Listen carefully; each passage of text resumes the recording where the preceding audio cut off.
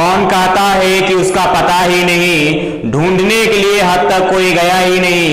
नमस्कार दोस्तों, मैं आपका अपना सौरभ कुमार निकेश स्वागत करता हूं आप सभी को आपके अपने YouTube channel just exam official में। दोस्तों, आज के इस वीडियो लेक्चर में हम चर्चा करेंगे कि आपका अपना मौलिक अधिकार क्या है। संविधान में मूल अधिकार यानी कि फंडामेंटल राइट्स, फंडामेंटल राइट्स जो होती है सिर्फ व्यक्ति के लिए लागू होती है, किसी सरकार के लिए नहीं।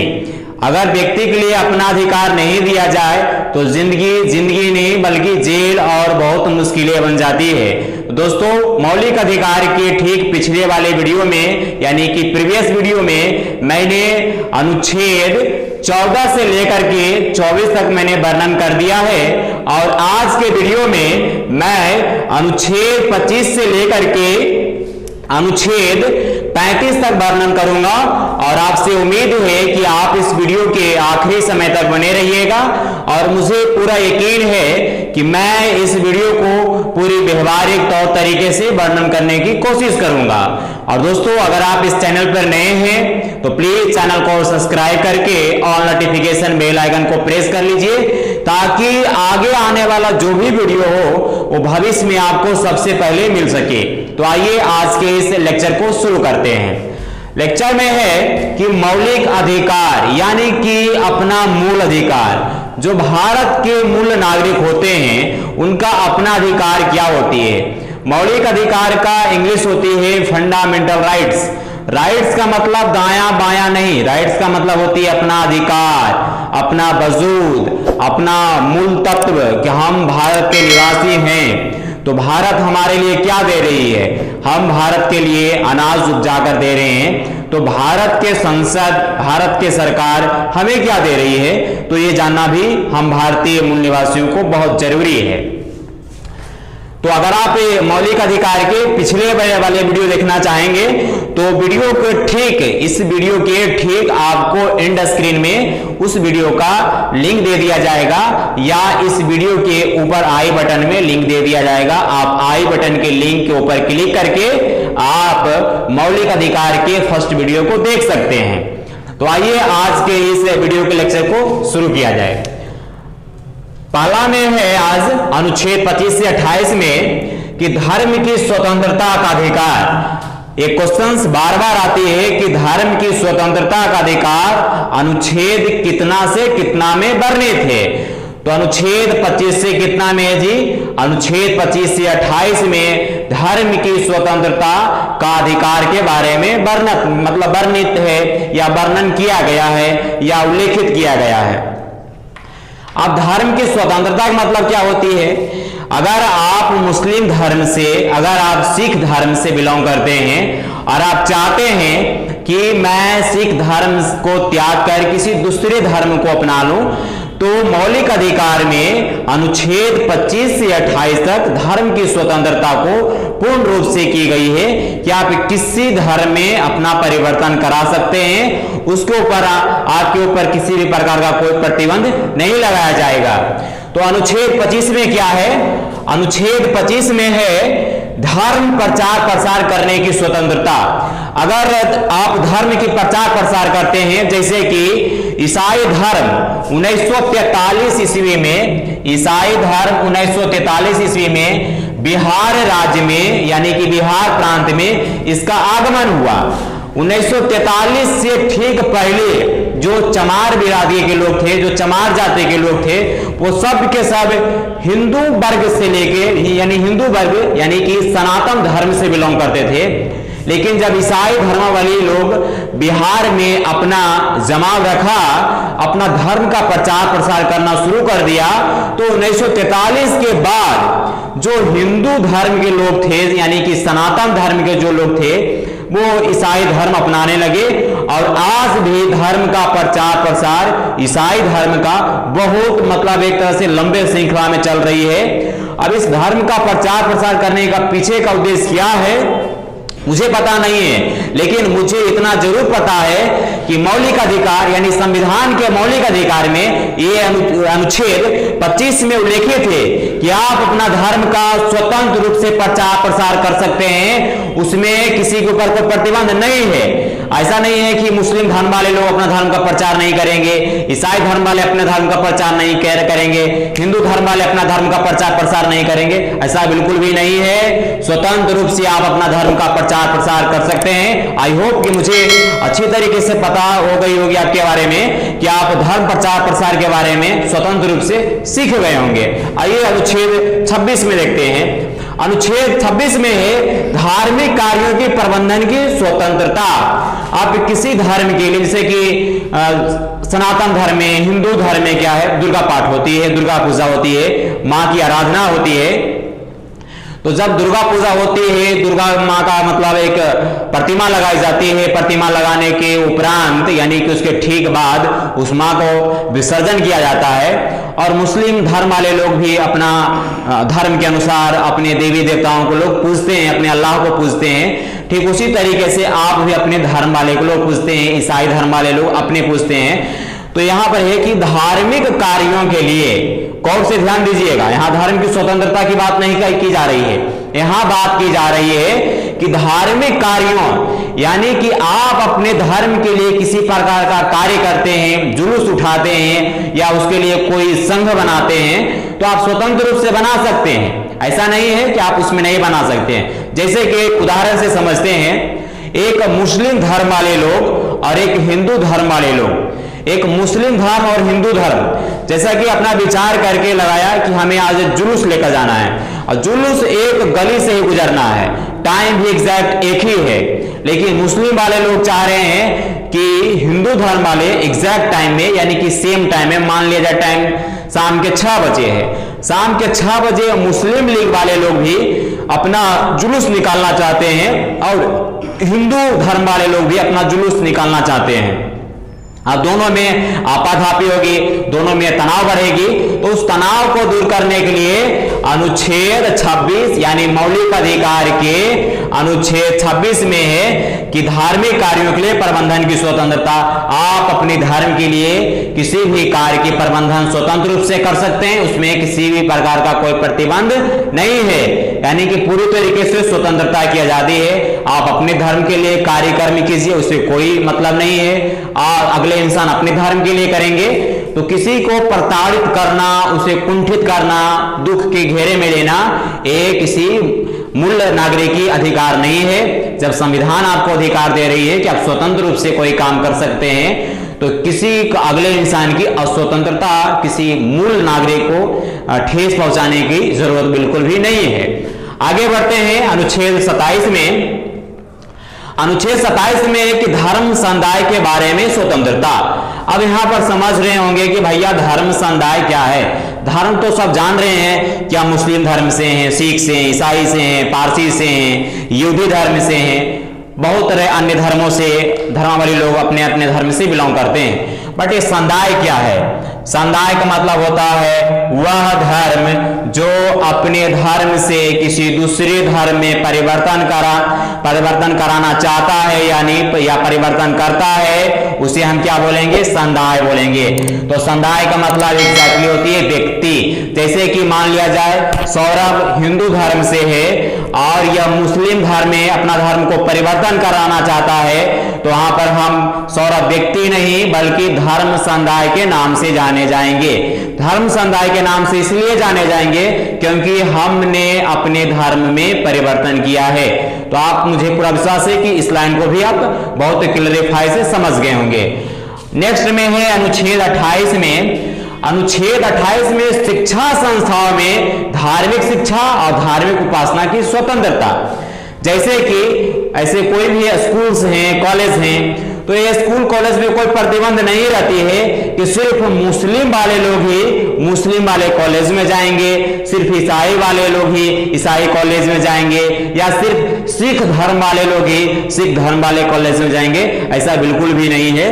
तो किसी भी शिक्षा संस्थान में किसी भी धार्मिक शिक्षा के लोग या किसी धार्मिक व्यक्ति के लोग या किसी धर्म के लोग आराम से स्वतंत्र रूप से पढ़ाई करने के लिए जा सकते हैं। और हाँ, उस स्कूल में, जिस स्कूल में आप जा रहे हैं, मान लिया कि आप हिंदू धर्म से बिलोंग करते हैं और वो स्कूल ईसाई धर्म का है, तो अपना धर्म के बारे में आपसे प्रचार प्रसार करेगा।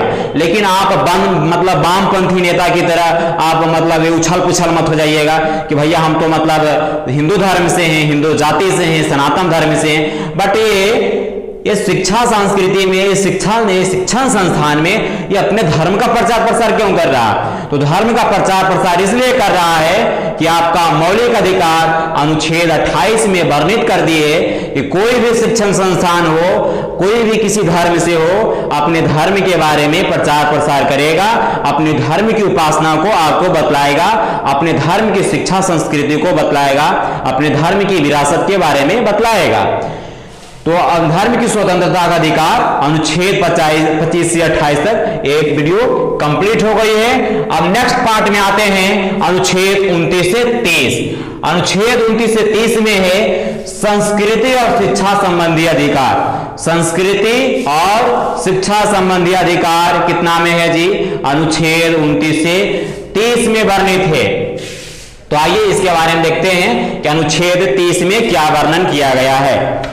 अनुच्छेद 29 में वर्णन किया गया है कि अल्पसंख्यक वर्गों हितों का संरक्षण। जो नीचे कस्बे के लोग हैं, जो दलित परिवार के लोग हैं, अल्पसंख्यक का मतलब जो नीचे दर्जे के लोग, जैसे अल्पसंख्यक में क्या क्या चीज आती है? पिछड़ा वर्ग या अति पिछड़ा वर्ग, जिसे हम ओबीसी, एससी, एसटी, और अल्पसंख्यक में मतलब जनरल, ईडब्ल्यूएस, ये सब के कैटेगरी वाले लोग आते हैं। ये सब किसके अंतर्गत आते हैं? अनुच्छेद 29 के अंतर्गत। तो जो अल्पसंख्यक वर्ग के लोग हैं, यानी अल्पसंख्यक दर्जे के लोग हैं, उनके हितों का संरक्षण करना अति आवश्यक है। तो चाहे वो एससी एसटी कैटेगरी से हो, या फिर ओबीसी कैटेगरी से हो, या फिर जनरल कैटेगरी से हो, तो सबके लिए समान अधिकार होना चाहिए। कि संस्कृति शिक्षा संबंधी अधिकार में यह उल्लेखित है कि अल्पसंख्यक दर्जे वाले लोग रहें, या पिछड़े वर्ग वाले लोग रहें, या अति पिछड़े वाले लोग रहें, सबके लिए क्या होना चाहिए? सबका हित का संरक्षण करना चाहिए। उनको भी उत्थान के लिए, उनको भी उन्नति के लिए मौका दिया जाए, अपॉर्चुनिटी दिया जाए। नेक्स्ट में है अनुच्छेद 29। अनुच्छेद 30 में है शिक्षा संस्थाओं की स्थापना एवं प्रशासन करने का अल्पसंख्यक वर्गों का अधिकार। जो शिक्षण संस्थान है वो भी, उसका भी अधिकार है कि जो अल्पसंख्यक दर्जे के लोग हैं वो मतलब अपना अधिकार को प्राप्त कर सकते हैं स्वतंत्र रूप से, और वो अपना प्रशासनिक भाग को निभा सकते हैं और स्थापना कर सकते हैं। इस पॉइंट में दो पॉइंट को देखना बहुत जरूरी है। सो पहला पॉइंट है स्थापना। पहला पॉइंट में आती है स्थापना, और दूसरा में है प्रशासन। स्थापना एस्टैब्लिश, और प्रशासन यानी एडमिनिस्ट्रेशन। जो अल्पसंख्यक दर्ज वाले लोग हैं उनका भी अधिकार है कि वो प्रशासनिक भाग में जाएं और अपने देश को सेवा प्रदान करें, और उनका भी अधिकार है कि किसी भी चीज का स्थापना करें, चाहे वो शिक्षा संस्थान का कराएं या किसी अन्य शिक्षा संस्थान में। शिक्षा संस्थान में सिर्फ बायो, फिजिक्स, केमिस्ट्री, बायोलॉजी यही शिक्षण संस्थान में पढ़ाई नहीं होती है। शिक्षण संस्थान में हो सकता है योगा हो, या जीवन के बारे में कुछ बतलाया जा रहा हो, यानी कि लाइफ कोच के बारे में, एग्रीकल्चर के बारे में, या समाज उत्पीड़न से बचने के लिए। तो अल्पसंख्यक दर्ज वाले लोग भी अपना प्रशासन को अच्छी तरीके से भली भांति निभा सकते हैं। राइट, आगे देखते हैं अनुच्छेद 32। अनुच्छेद 32 में है कि संवैधानिक उपचारों का अधिकार। संवैधानिक उपचारों यानी कि कॉन्स्टिट्यूशनल अमेंडमेंट्स में क्या क्या चीजें को बखूबी रूप से की जा सकती है, और क्या क्या चीजों को बखूबी रूप से नहीं की जा सकती है, इसके बारे में संविधान के मौलिक अधिकार अनुच्छेद 32 में वर्णित है कि प्रदत्त अधिकारों को प्रवृत्ति कराने में या प्रवृत्ति कराने के लिए उपचार। इसको समझना होगा बहुत गहराई से भैया कि प्रदत्त मतलब लागू, यानी कि जो अधिकार लागू है, और प्रवर्तित का मतलब कि अगर उसमें परिवर्तन किया जाना चाहिए, या परिवर्तित मतलब उसको फेरबदल, दल बदल किया जाता है, तो आप स्वतंत्र रूप से कर सकते हैं। जैसे कि अगर मौलिक अधिकार में शोषण के विरुद्ध अधिकार जो अनुच्छेद 23 से 24 में वर्णित, अगर इसमें किसी भी अनुच्छेद जैसे कि 23 अनुच्छेद में है कि अनुच्छेद 23 में कि शोषण के विरुद्ध, अगर किसी के साथ आप गलत करते हैं तो इट मींस कि आप उसके साथ गलत कर रहे हैं, यानी कि शोषण कर रहे हैं, तो उसे मतलब अगर हटाना चाहे तो किसके आधार पर हटाएंगे? संवैधानिक उपचारों का अधिकार अनुच्छेद 32 में कि जो प्रदत्त मतलब लागू और प्रवर्तित का मतलब उसे मतलब अलग करना, जो लागू अधिकार है उस लागू अधिकार से अगर किसी को प्रॉब्लम हो रही है, दिक्कतें आ रही हैं, तो उसे स्वतंत्र रूप से परिवर्तित की जा सकती है। तो दोस्तों आप इस वीडियो में बने रहिए आप, और अगले हम पार्ट्स में अनुच्छेद 31 और 33, 34, 35 का वर्णन करेंगे। ये अब आगे देखते हैं अनुच्छेद 31 में क्या वर्णित है। अनुच्छेद 31 में है कि संपत्ति का अधिकार मौलिक अधिकार में शामिल था, लेकिन अभी वर्तमान समय में शामिल नहीं है। इसलिए नहीं है कि मौलिक अधिकार में संपत्ति के अधिकार को 44वें संविधान संशोधन 1978 द्वारा इस अधिकार यानी किस अधिकार को? संपत्ति के अधिकार को हटा करके संविधान के भाग 12 और अनुच्छेद 300 के रूप में शामिल किया गया। संपत्ति के अधिकार को कानूनी अधिकार बना लिया गया है। इस अधिकार को संपत्ति का अधिकार के मौलिक अधिकार में वर्णित नहीं किया गया, इसे हटा लिया गया। अब कानूनी अधिकार किस लिए बना लिया गया, अब इसके बारे में भी जानते हैं। जैसे कि आप अपना मतलब जीवन में जो भी संपत्ति को अर्जन करते हैं और उस संपत्ति को कोई ऊपर मतलब दखला लेता है, कोई कब्जा पा लेता है, तो आप चाहेंगे उस अपना संपत्ति को कैसे अपने ऊपर हासिल करें, फिर अपना संपत्ति को कैसे अपने लें। तो आप कानूनी अधिकार को लेकर के लॉ ऑफ राइट्स को अपना करके आप अपना संपत्ति को दोबारा वापस कर सकते हैं। संपत्ति का अधिकार में और बराबर का अधिकार भी नहीं होती है, नहीं कि इसे में अंबानी, अडानी, प्रेम जी, बहुत से लोग बिजनेसमैन है, उसके आधार पर आप सब समझिएगा कि हमें भी मतलब उसके समान का अधिकार हो तो नहीं होगा। और जैसे कि हमें ये कुछ और उदाहरण से समझते हैं कि आपका जमीन है और उस जमीन 4 लाइन की में जो 4 लाइन बनती है उस 4 लाइन में आपका जमीन जा रही है, तो जो जमीन 4 लाइन में जाती है तो उसके लिए आपको उस जमीन का मुआवजा दिया जाता है। बगैर मुआवजा दिए या लिए आप अपना जमीन नहीं देते हैं। इसलिए नहीं देते हैं क्योंकि वह जमीन या आपका जो संपत्ति है आप उसे अर्जित किए हैं, आप उसे अपने बलबूते के तौर पे बनाए हैं। तो जब आप बनाए हैं तो कोई ऐसा फ्रीम तो नहीं ले लेगा, आप अपना खून पसीना सारा कुछ बहा करके आप संपत्ति अर्जित करते हैं और उस संपत्ति पर कोई कब्जा प्राप्त कर ले, ये तो बिल्कुल अच्छा बात नहीं होती है। और आप उसके खिलाफ क्या करते हैं? कानूनी कार्रवाई करते हैं। जब आप कानूनी कार्रवाई करेंगे तो वो संपत्ति आपको वापस लौट जाती है। आगे देखते हैं अनुच्छेद 33। अनुच्छेद 33 में है कि प्रदत्त अधिकार और बलों आदि को लागू करना होना। जो प्रदत्त अधिकार है और लागू करने के लिए होना, ये सब अधिकार किसके अंतर्गत होती है जी? तो संसद के द्वारा होती है। संसद, यहां पर एक चीज और लिख लीजिए, संसद की शक्ति। संसद की शक्ति यानी कि जो भी कानून और नियम लागू होती है वो संसद के द्वारा होती है। तो लागू कौन करवाता है? कार्यपालिका। और कानून कौन बनाता है? विधायिका।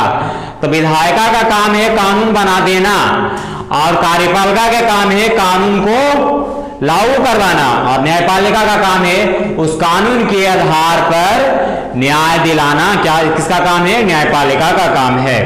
तो आप इसे समझ गए होंगे कि संसद की शक्ति अनुच्छेद कितने के तहत प्राप्त होती है? तो संसद की शक्ति अनुच्छेद 33 के तहत प्राप्त होती है। तो प्रदत्त अधिकार मतलब जो अधिकार लागू है उसे हम प्रदत्त अधिकार बोलेंगे, और बलों आदि को लागू होना, ये सबका काम अनुच्छेद 33 किसके द्वारा करती है? संसद के द्वारा। और संसद की शक्ति किस अनुच्छेद के तहत प्राप्त होती है? अनुच्छेद 33 के तहत। आगे बढ़ते हैं अनुच्छेद 34 में। अनुच्छेद 34 में है सेना विधि प्रवृत्ति, प्रदत्त अधिकारों का निर्बंधन। सेना विधि प्रवृत्ति का मतलब क्या होती है?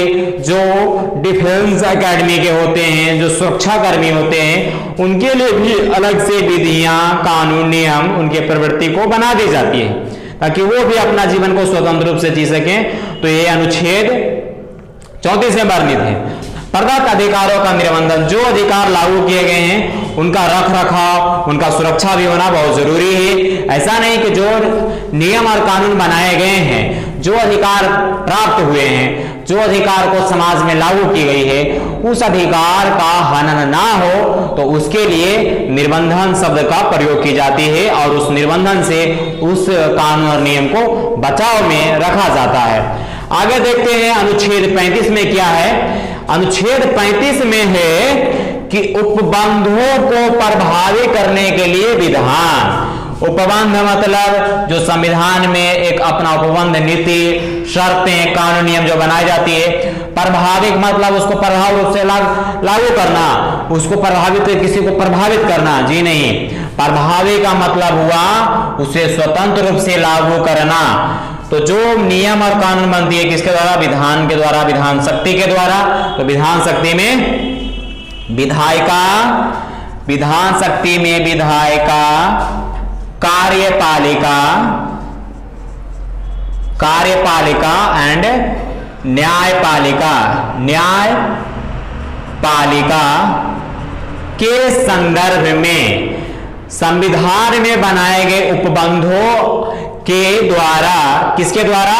विधान के द्वारा, विधान मतलब कानून और नियम के द्वारा उस कानून को प्रभावी ढंग से लागू करना ही अनुच्छेद 35 यानी कि 35 में उपबंधों का रखरखाव होती है। तो दोस्तों, आपसे उम्मीद है कि आप इस वीडियो को अच्छी तरीके से समझ गए होंगे। अगर वीडियो पसंद आती है तो प्लीज वीडियो को लाइक करके मेरा उत्साह बढ़ाइए और इस वीडियो को ज्यादा से ज्यादा शेयर कीजिए। और जी हाँ, अभी तक चैनल पर नए हैं और चैनल को अभी तक सब्सक्राइब नहीं किए हैं तो प्लीज चैनल के जो रेड बटन दिख रही है उस रेड बटन को क्लिक करके उसके ठीक जस्ट कुछ सेकंड के बाद बेल आइकन आती है और उस बेल आइकन को प्रेस करके ऑल नोटिफिकेशन दबा लीजिए। अगर इस वीडियो से लेकर कोई संशय है, संशय का मतलब कोई सवाल है, आपके अंदर कोई दुविधा है कि इसके बारे में कुछ और जानना है तो प्लीज कमेंट बॉक्स में स्वतंत्र रूप से आप कमेंट करके पूछ सकते हैं। आपका जवाब शीघ्र दिया जाएगा। आपका अपना सौरभ कुमार निकेश आपसे इजाजत लेता है। फिर मिलेंगे अगले दिन। अब तक के लिए और आज तक के लिए सिर्फ इतना ही। आप सभी को मुस्कुराते हुए बहुत बहुत नमस्कार, शुक्रिया, धन्यवाद।